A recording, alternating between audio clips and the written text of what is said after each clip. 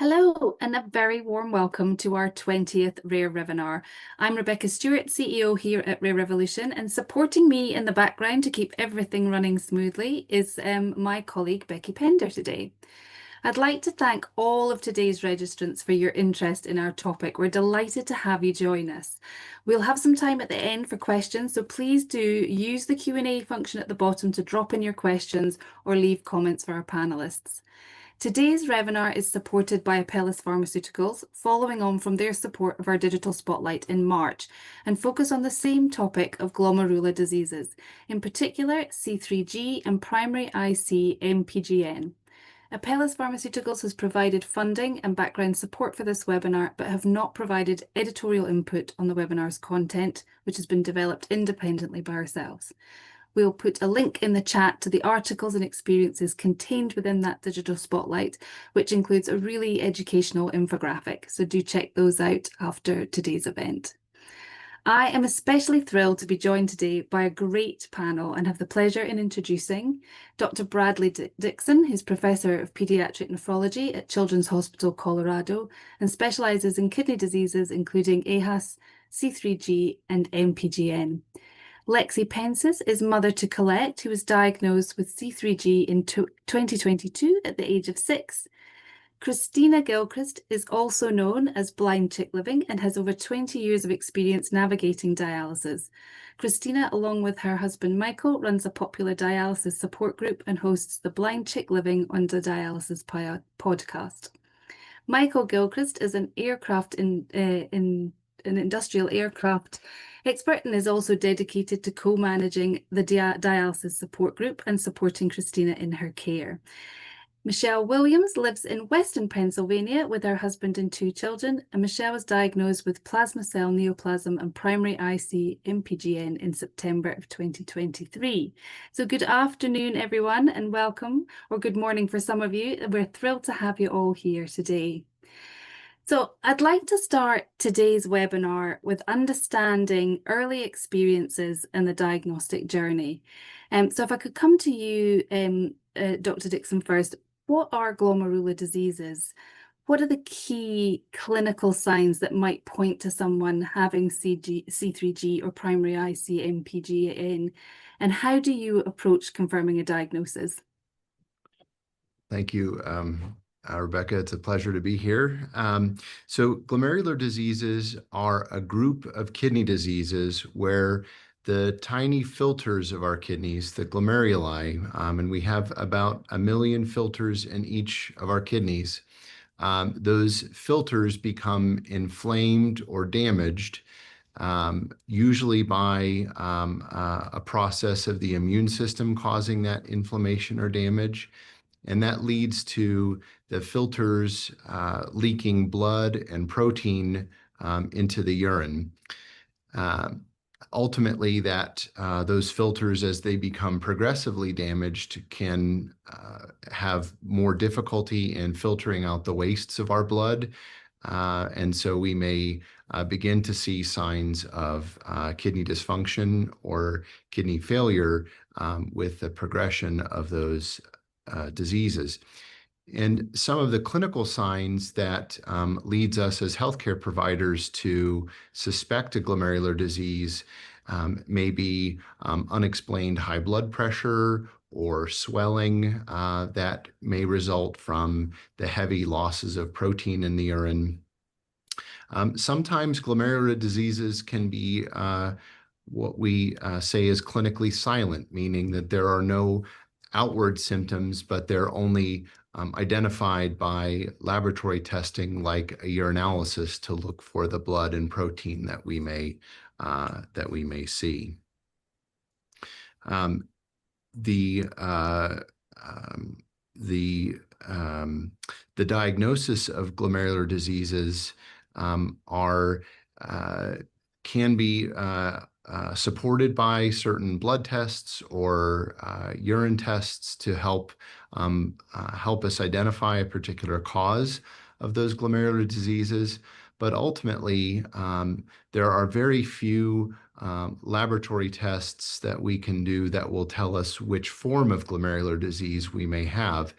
And specifically diseases like C3 glomerulopathy or primary IC-MPGN are diseases that can only be diagnosed by a kidney biopsy, where a piece of kidney tissue is examined under the microscope. Thank you. And just as a follow-up, in the case of that these conditions can be so silent, does that have quite an impact on age of diagnosis? Do you find that in your experiences these conditions are going untreated until later in life? Um, it's known that these diseases, and particularly C3 glomerulopathy and IC-MPGN, tend to be diseases identified in younger individuals, in children and young adults, but they can be diagnosed really at any age, from very young children, from very young children to late adulthood. And especially if these conditions manifest as being clinically silent, where there's no outward signs of these diseases being present, the ongoing disease activity that's not come to the attention of a medical provider can lead to accumulation of damage from these diseases going unrecognized and untreated. And sometimes they can even cause severe kidney dysfunction that's unrecognized, even past the point of where treatment may be possible. Thank you. And Michelle, could you kind of talk to us from a personal experience? What was your route to diagnosis like? Is there anything that's kind of sounding familiar from what Dr. Dixon has said? Absolutely, very familiar. So in 2020, my husband and I purchased a farmhouse to renovate. And that year, I started struggling with high blood pressure. And our personal thoughts were that I was just struggling with stress, that it was an overwhelming feat for us of what we had taken on. And so I'd visit my physician and we kept, tinkering with high blood pressure medication, and it would help for a short while, but then, return. The high blood pressure would keep getting higher and higher. And at the time, my physician left the practice, and I was seeing someone else, and um, I had started to have really significant swelling in my legs and my feet. I could no longer wear my shoes. I had to buy larger shoes, and my pant legs weren't fitting right anymore. And so with this provider change, through some blood work and urinalysis, we saw that I had raging amounts of protein and blood in my urine. And so at that point, I decided to advocate for myself and move on to a larger hospital system. And at that point, then, they really started digging into a bone marrow biopsy and a kidney biopsy. And so then that's when I got my diagnosis. But it was a couple-year process to even get to that point. Yeah. And would you have said that you had any kind of symptoms ahead of that, or was that the high blood pressure was really the kind of key indicator for you? I think that was the first indicator. Yeah. Okay. And Lexi, if I can come to you next, what was it like for you when you first started noticing what was going on with Colette and that diagnosis process? Obviously, with Colette being diagnosed younger, what were the differences for your family? So with Colette, she was just 6 at the time of the symptom onset, and it was an off-the-cuff comment in about October. I don't even know what spawned it, but she randomly told me, sometimes when I pee, it's brown.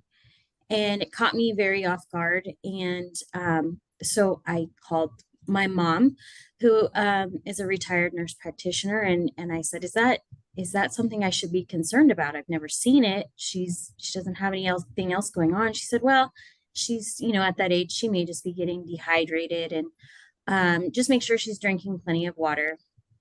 And so that was, the most we thought about it. And it was about a month later, near the end of November, We were on a road trip. We'd gone to the bathroom in a public bathroom. We were in the stall together. And when she stood up, her urine was completely red in the toilet. And it shocked me. And I asked her, I said, "Is that what you meant?" And she goes, "Oh, no, it's not normally like that." I said, "Have you ever seen it like that?" And she said, "No." And so I was immediately concerned. And it was the weekend, but she wasn't feverish. She didn't seem ill. So we waited until Monday, went to the doctor. They did a UA. She had high blood, high protein. They assumed, it was a UTI, just put her on an antibiotic and for 10 days. And we kind of, went on with things. It seemed to clear up, but also, I wasn't following her around and, checking. And then it was probably she'd finished her antibiotics, and a week after that, my husband and I left for a trip to Hawaii for a week. And so my mom came and stayed with my kids. And about halfway through the week, she sent me a text and said, "Hey, her urine's really dark again. I already talked to the doctor, and they're getting another dose for her, and we'll check on it when you get back." As we were gone, she did start to get ill. I ran a fever. She was run down. She wasn't feeling well. And so as soon as we got back, we went back to the doctor and he did another UA and immediately said, "This is not typical. This is not what, just a UTI." And he in the office immediately called the Denver Children's Hospital and asked to speak to a nephrologist and got us a referral right away. And within a week, we were seen there. And initially, she was just diagnosed with a post-infectious glomerulonephritis. And so I understand now, but at the time, I didn't understand the wait process. It'll probably clear up on its own. Just wait. Her blood pressure was high, so they did start her on blood pressure meds, but she had no other outward symptoms. She was not swelling at all. And so we waited. And it was near the end of January when she continued to still have symptoms that were not resolving, that they went ahead and decided to do the biopsy. And about a month later, they did decide that it was C3G. And Christina, for you, how, is this all sounding very, very familiar? Were your experiences any different? How was your kind of route to diagnosis?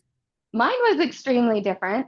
I actually had tried out for the volleyball team in junior high, and I had to go and get a sports physical so I could play on the team.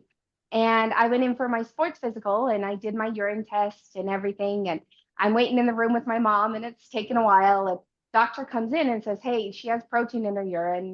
We need to send her to a nephrologist."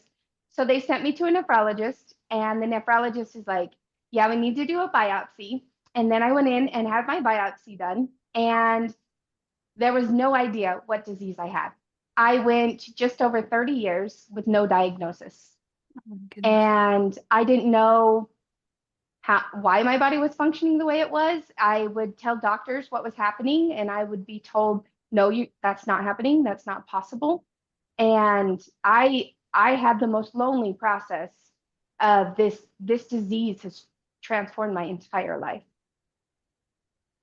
And Michael, if we can bring you in here, what aspects of daily life from your point of view as a care partner with planning and navigating and balancing your roles, how have you found that impact on your life?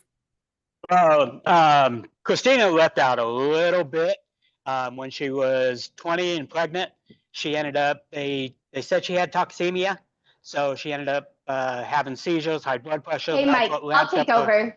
I wasn't going to go there yet, but I'll take over. So when I was 22, I got pregnant. During that pregnancy, I started just gaining tons of weight and I could not keep anything down. I was throwing up. I was living on popsicles. And there was 1 month where I gained 50 pounds.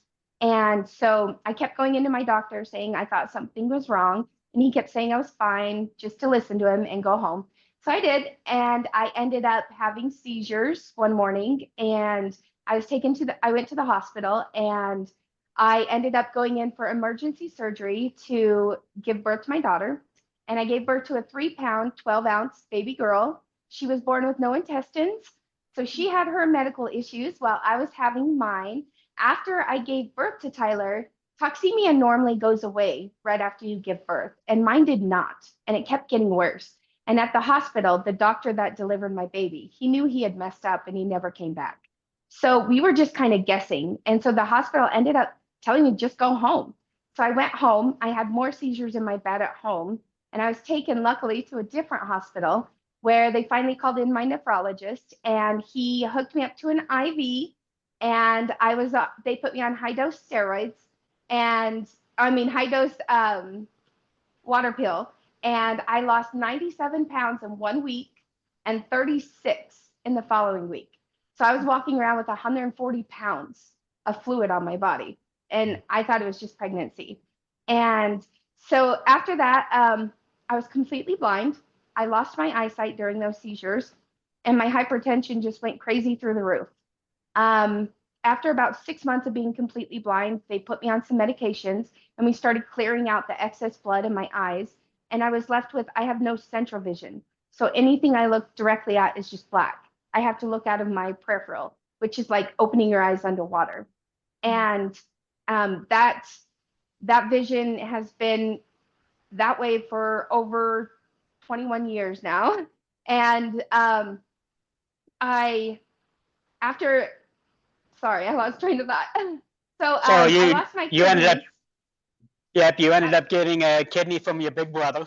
Yep. So I have a big family. I have 8 siblings. And jokingly, when I was a kid, when I was 12, when I found out I had a kidney disease, I would joke with all of them and call them kidney.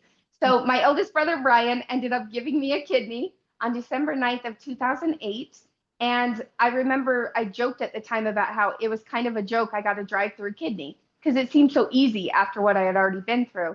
And I ended up rejecting that kidney. And we had no idea why I was rejecting.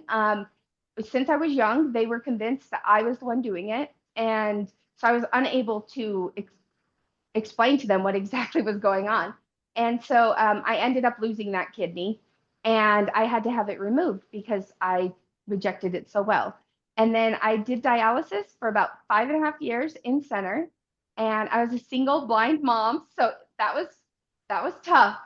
And after those 5.5 years, though, I got an amazing phone call that there was another kidney waiting for me. They were hoping that since I had rejected a living donor, I would not reject a deceased donor. And so that time, May 7th, 2016, I got my second kidney transplant from a deceased donor, and I rejected that kidney within a year. But before I rejected it, I met this handsome man that's talking with me on the phone, and I tried to hide it from him for a while that I was going into kidney failure again, but I couldn't hide it. We fought hard. I did extra treatments for years of every medication they could throw at me. Nothing worked. I lost my hair. I went through so many different changes in my body. None of them worked. So I had to give up on that kidney. So I eventually had to have that kidney removed as well. And then I started PD dialysis. That's kind of when I advocated for myself. I had been told before that I could not do home therapies because I was blind. And that's when I searched out for my own therapies, and I started doing home dialysis. I did 3 years PD dialysis, and then I have now done about 3.5 years home hemodialysis, and I'm currently a nocturnal patient. So I actually do dialysis while I'm sleeping. I do dialysis 4 days a week for 7.5 hours. So there you go. And I'll kind of answer where with the care partner side of it, I crashed into dialysis along with her. It seemed like overnight I had to become eyeballs and do home hemo. And, I was tired all the time. I was watching Christina be extremely sick going through this process. I had a very thriving career in aircrafts, and I kind of had to put all of that on hold. But with the home hemo that she's doing, she's getting healthier and healthier, and doing nocturnal. I was able to sleep at night as well. So my career's advancing. I'm an engineer now. So that's kind of why we started our support group and the podcast, is to kind of, one, give a resource for patients and care partners, but two, just to give ideas of how to adapt to this life and how to one, just have fun doing all this, because we travel all over the country. We've been to Puerto Rico, let's see, Texas, California, Vegas, Boston. We're actually on our way to Boston in 2 weeks, and we just kind of travel, and I document all of the traveling of taking a 100-pound machine with us, and we just have fun. And I think that's something you can't underestimate, and perhaps is not as obvious to those outside of the individual experience, is that actually it's a whole family journey when you have a diagnosis like this.